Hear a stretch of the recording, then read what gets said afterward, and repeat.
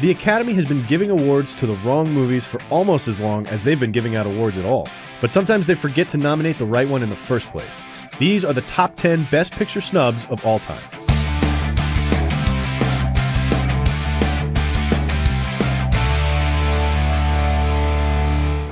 What we've got here is failure to communicate. Kicking us off at number 10, 1967's Cool Hand Luke. Enduring, quotable, and effortlessly charming, Paul Newman led an all-star cast as one of the most iconic anti-heroes of all time. He was, and still is, the epitome of cool. In Cool Hand Luke, Newman fights, bluffs, and bets his way into the American film canon before making not one, but 3 escape attempts towards a poignant climax. But there was no Best Picture nomination to show for it. 1967 was a strong year, with movies like The Graduate, Bonnie and Clyde, and In the Heat of the Night leading the race, but time has shown that Cool Hand Luke deserves a spot right up there with the best of them. At least more than Dr. Dolittle might have. Why so serious? At number 9, The Dark Knight. This movie redefined a genre, and Heath Ledger's Joker performance speaks for itself. 2008 marked the last year of a 5-picture category, so perhaps it's no coincidence that they decided to open it up for the next year. There just wasn't any space to take a big genre risk. Academy voters chose generic dramas over Chris Nolan's critical and box office success with films like Benjamin Button, The Reader, Frost Nixon, Milk, and Slumdog Millionaire, which isn't exactly a surprise given the usual Best Picture type, but we think years from now, The Dark Knight will be far more memorable and important than some of the other movies that were recognized here. You're a big singing star now, remember? Number 8, Singin' in the Rain.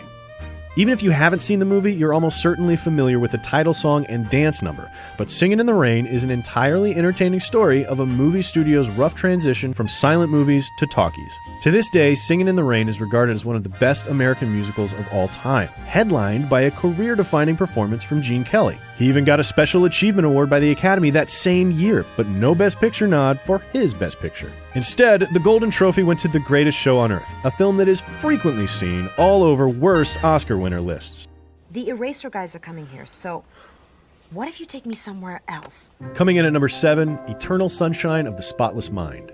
2004 was a relatively forgettable year at the Oscars. Nominated films Ray, Sideways, Finding Neverland, The Aviator, and $1 Million Baby were solid, but they're unlikely to find their way into the history books. But Michelle Gondry and Charlie Kaufman's weird little indie love story might. Eternal Sunshine's story of 2 ex-lovers who attempt to erase each other from their memories combined art house narrative weirdness with emotional impact in a completely accessible way, and that makes this movie as unique as they come. And while that's not something the Academy usually recognizes, it seems like audiences everywhere have.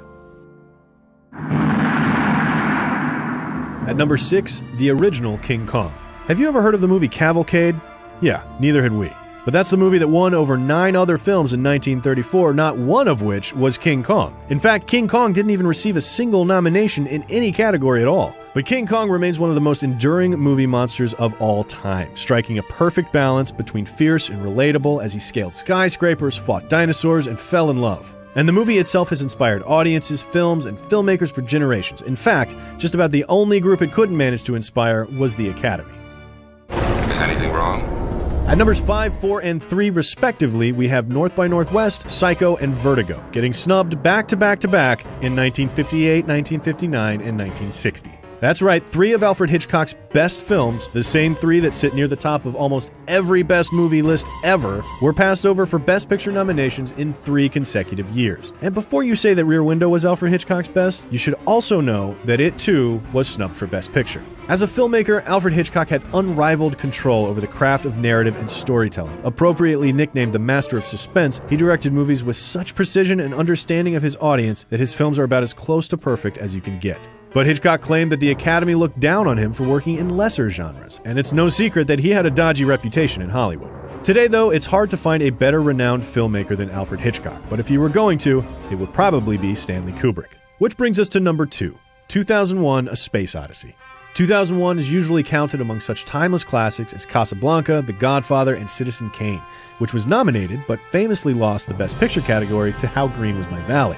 But 2001: A Space Odyssey, the master filmmaker's masterpiece, didn't even make the shortlist in 1968. This wasn't necessarily a surprise at the time. 2001 was not particularly well received.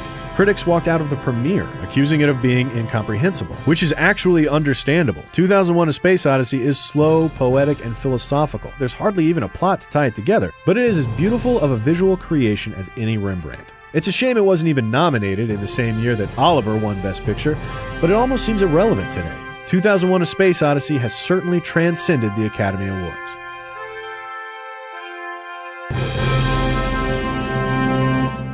Let me tell you the story of right hand, left hand. It's a tale of good and evil. And finally, number 1, Do the Right Thing. Spike Lee's 1989 breakout hit was nothing short of revolutionary. It is complex, balanced, frenetic, visceral, and always entertaining. His story of simmering racial hatred on a hot summer day in Brooklyn reaches an incredible, dreadful climax that turned out to be prophetic. This was a new, hip filmmaker with something important to say. It was probably the best film of the year, but it didn't even receive a nomination. What's worse is that it lost to Driving Miss Daisy. The movie was important not only for cinema, but for equality. Here was a film that dared to say that racism was still a big problem in America, while more popular films were suggesting it was a relic of the past. Perhaps it paid for its boldness, which is why it's number 1 on our list of Best Picture snubs. So what do you think? Did the Academy ignore a movie you think was a Best Picture? Is there a movie on this list that was rightfully passed over? Let us know in the comments below and subscribe to Cinefix for more IndieWire movie lists.